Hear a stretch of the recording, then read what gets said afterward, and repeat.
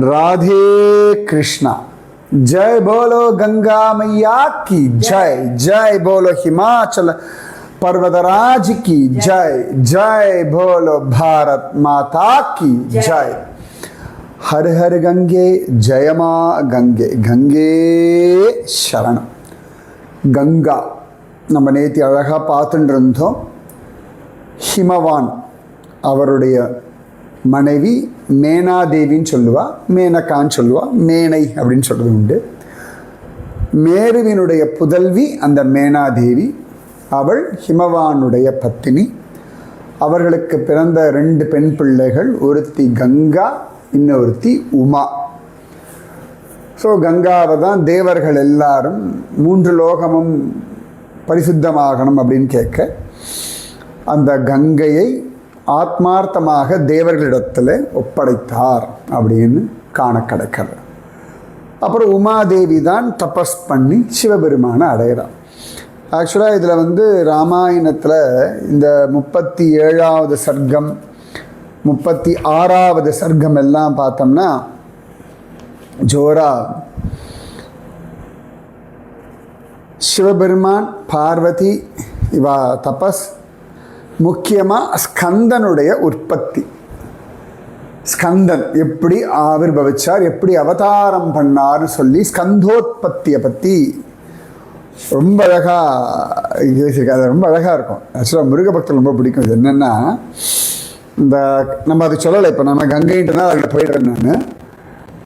உமாவோட விஷயத்தை சொல்லும் பொழுது உமா யாரை கல்யாணம் பண்ணா, எப்படி தபஸ் பண்ணா, எப்படி சிவபெருமானும் உமாவும் தாம்பத்தியம் பண்ணார்கள் அப்படின்லாம் சொல்லிட்டு வரும்போது கடைசியில் அதை ஸ்கந்தன் எப்படி அவதாரம் பண்ணான்னு சொல்லிட்டு அந்த ராமன் கிட்ட விஸ்வாமித்திரர் சொல்றார், ராமா, இந்த கார்த்திகேயனுடைய உற்பத்தியாகிற இந்த கதையை யார் சிரவணம் பண்ணுறாலோ அவர்கள் எல்லா விதமான பாவங்களிலிருந்து விடுபட்டு பேரின்பத்தை அடைகிறார்கள். சனாதனம் பிரம்மயாதி, பிரம்மத்தை அடைகிறார்கள் அப்படின்னு ஸ்கந்தனுடைய கதையை கேட்டது. அதே மாதிரி ரொம்ப அழகாக இருக்குது. காக்குத்ஸா ரொம்ப அழகாக இருக்கும். ஒவ்வொருத்தையும் ராமா, ராகவா, ரகுநந்தனா, காக்குத்ஸா கொஞ்சுவார். அப்போ அவர் சொல்கிறார், யார் கார்த்திகேயனிடத்தில் கார்த்திகேய பக்தக பக்தஸ்ச யஹ கார்த்திகேயே காக்குத்ஸ்த புவி மாணவக ஆயுஷ்மான் புத்திர பௌத்ரைச்ச ஸ்கந்த சாலோக்கியம் ஆப்னுயாத்து. இந்த கார்த்திகேயன் இடத்துல யார் பக்தி பண்ணுறாளோ அவர்கள் நன்னா புள்ள பேரன் பேத்தியோடு நல்ல ஆயுஷோட சௌக்கியமாக இருந்துட்டு ஸ்கந்தனுடைய லோகத்தை அடைவார்கள் அப்படின்னு சொல்லி விஸ்வாமித்திரர் சொல்ல ராமன் ரசித்து கேட்குறார்.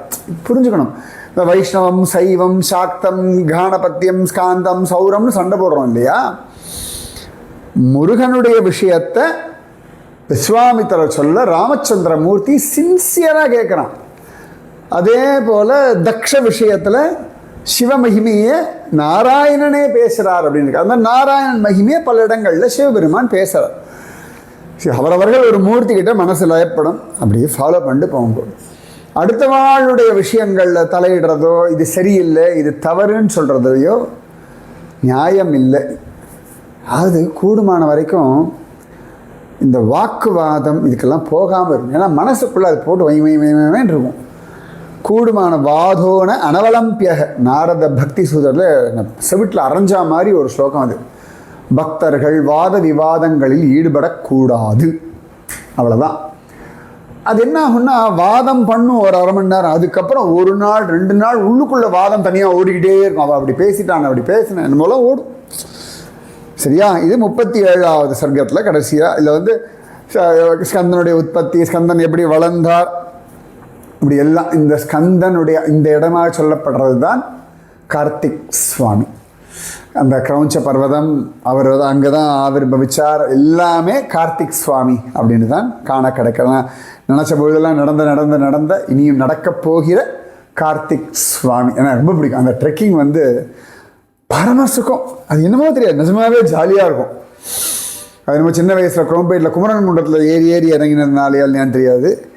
அது என்னமோ தெரியாது. இந்த கார்த்திக் சுவாமி ட்ரெக்கிங் இப்போல்லாம் கூட்டம் கிடையாது, எப்போதுமே நான் பாட்டுக்கு ஜாலியாக நடப்போம், ரிலாக்ஸ்டாக. ஆச்சா. ஸோ திருப்பி 38வது சர்க்கம் பாலகாண்டம். அதில் விஸ்வாமித்திரர் கண்டினியூ பண்ணுறார். உமா கதையை சொல்லி முடிச்சுட்டார். அதுக்கப்புறமா கண்டினியூ பண்ணுறார். தாம் கதாம் கௌஷிகோ ராமே நிவேத்ய மதுராக்ஷராம் புனரேவா பரம் வாக்கியம் காகுத்ஸ்தம் இதமப்ரவீத். கௌசிகன்னா விஸ்வாமித்திரர் ராமனிடத்தில் மதுரமான அக்ஷரங்களோடு சொன்ன அந்த கதையை சொன்னாராம். ரொம்ப அழகாக இருக்கும். நிஜமாவே அந்த ஸ்கந்தோத்பத்தி கதை அவ்வளோ அழகாக இருக்குது. அப்படியே காகுஸ்தருக்கு வேறொரு வாக்கியத்தை அழகாக பின்னாடி வருமாறு சொன்னார். இதம் அப்ரவீத், இவ்வாறாக சொன்னார். அயோத்தியாதிபதி சூரஹ பூர்வமாசின்னராதிபஹ சகரோ நாம தர்மாத்மா பிரஜாகாம ச பிரஜாஹ ச அப்ரஜாஹ.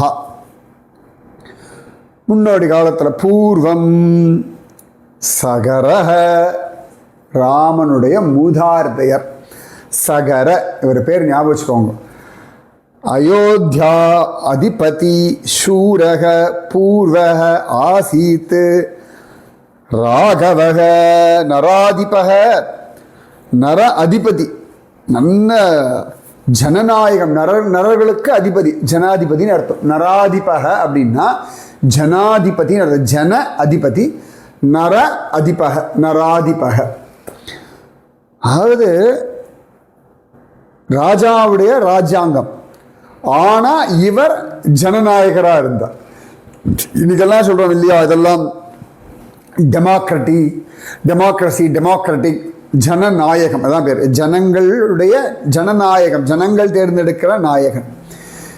இவர் ஜனங்களாலே தேர்ந்தெடுக்கப்பட்ட நாயகன் இல்லை, ஆனால் ஜனங்களுக்கு அபிமானம் உடைய நாயகன்னு பேர். அதனால் சகரன்னு பேருள்ள ஒரு சூரர், அவரை பற்றி அவரை சொல்றார்.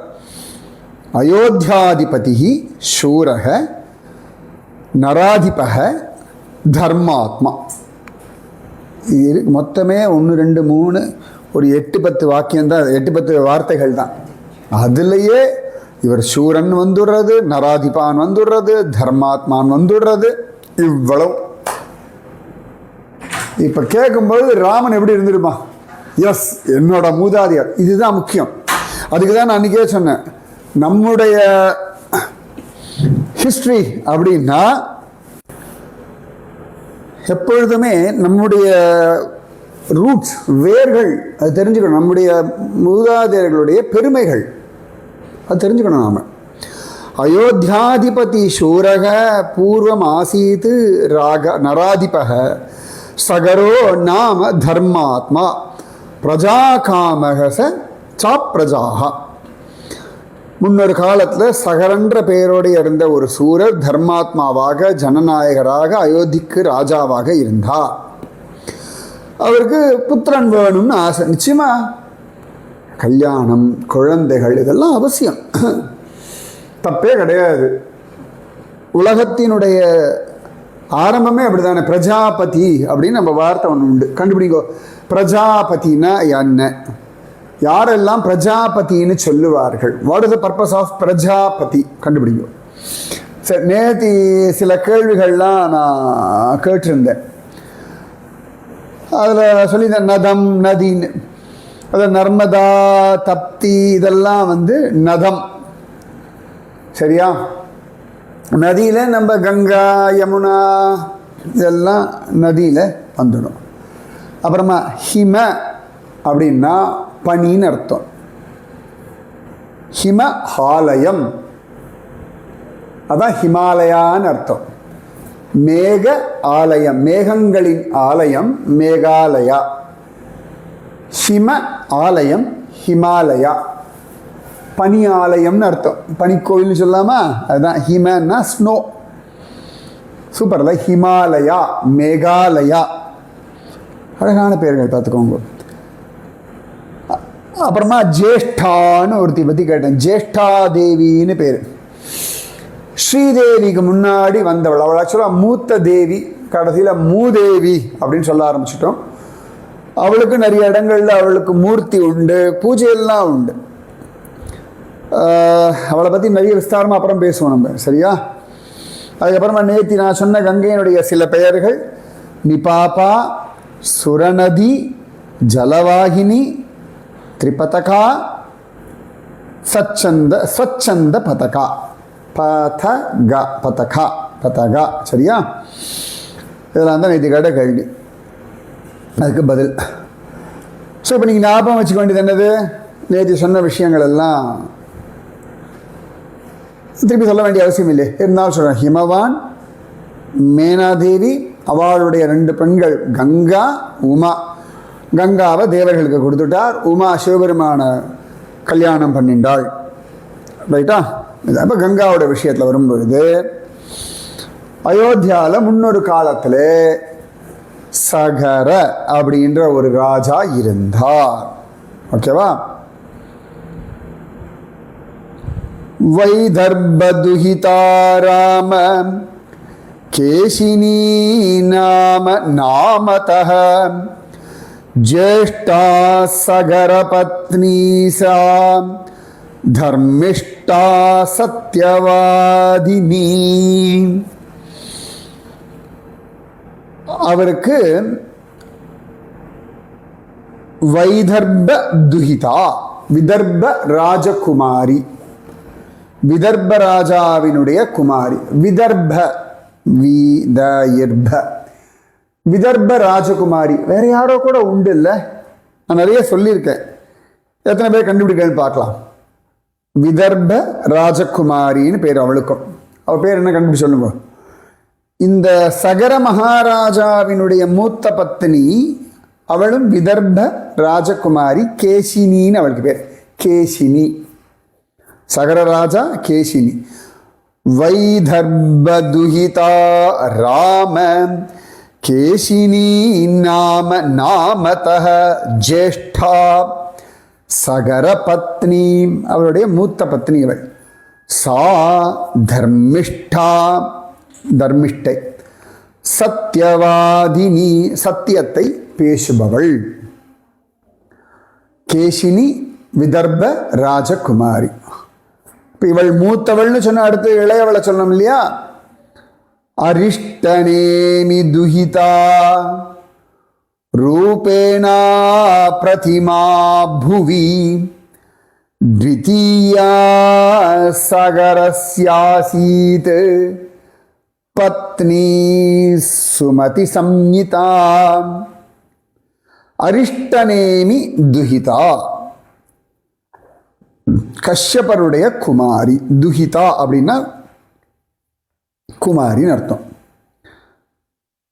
அரிஷ்டநேமி துஹிதா ரூபேணா பிரதிமா புவி. ரூபேன அப்பிரதிமா புவி. பூமியில அவளுக்கு சமமான அழகு யாருமே இல்லையா. அவள் பேர் என்ன? சுமதி. சுமதி. அவள் சகரருக்கு 2வது பத்னி. சகர மகாராஜா அயோத்தியாதிபதி, அவருடைய மூத்த பத்னி பேர் கேசினி, விதர்ப ராஜகுமாரி. 2வது காஷ்யபருடைய குமாரி சுமதி அப்படின்னு பேர். ஆச்சா? தாப்யாம் சஹ ததா ராஜா பத்னிபியாம் தப்தவாம் ஸ்தபஹ ஹிமவந்தம் சமாஸ்ரித்ய பிருகு பிரஸ்ரவேன கிரௌ. அப்ப அந்த ராஜா அந்த 2 பத்னிகளோட சேர்ந்துண்டு ஹிமவந்தம் சமாஸ்ரித்ய ஹிமயமலைக்கு போனார். ஹிமயமலையில் போய் பிருகு பிரஸ்வரேன அப்படின்ற மலையில் தபஸ் புரிந்தார். இமயமலை எல்லாம் சேர்த்து ஹிமாலயன் ரேஞ்சை சொல்லுவாங்க. இமயமலை தொடர். இப்போ எப்படி மேற்கு தொடர்ச்சி மலைன்னு சொல்லுவோம். தொடர்ச்சியா இருக்கும். மேற்கு தொடர்ச்சி மலை எங்க ஆரம்பிச்சு எது வரைக்கும் இருக்கு கண்டுபிடிக்கும்? நம்ம தேசத்துல இருக்கு. வெஸ்டர்ன் காட்ஸ் ரொம்ப ஃபேமஸ். வெஸ்டர்ன் காட்ஸ் தான் மழைக்கெல்லாம் பல மாநிலங்களுக்கு காரணமே வெஸ்டர்ன் காட்ஸ் தான். மேற்கு தொடர்ச்சி மலைன்னு பேர். அது மாதிரி கிழக்கு தொடர்ச்சி மலை உண்டா? அதுவும் பாருங்க. விந்திய ஹிமாச்சல இப்படின்னு நம்ம தேசிய கீதத்தில் வரும். விந்தியாஸ் அது என்னன்னு பாருங்க. அப்ப ஹிமவந்தம் சமாசிரித்ய பிருகு பிரஸ்ரவேன கிரௌ, அங்க இருக்கக்கூடிய பிருகு பிரஸ்ரவணம் அப்படின்ற மலையில தபஸ் செய்தார் சகர மகாராஜா. என்ன அழகு தெரியுமா? நான் செப்டம்பர் 2025 பஞ்சகேதார் அதில் ஒன்றான ருத்ரநாத் அங்கே ட்ரெக்கிங் போனேன். ஓகே,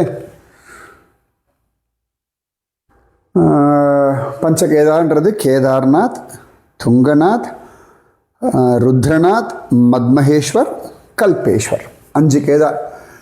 அதில் பகவானுடைய கிருப்பை 4 கேதார் பார்த்துட்டேன். மத்மஹேஸ்வர் மட்டும் பாக்கி இருக்கார் எனக்கு இன்னும். ஓகேவா?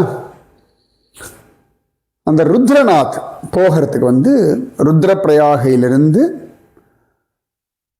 துங்கநாத் தாண்டி சோப்டா வேலின்னு சொல்லுவா.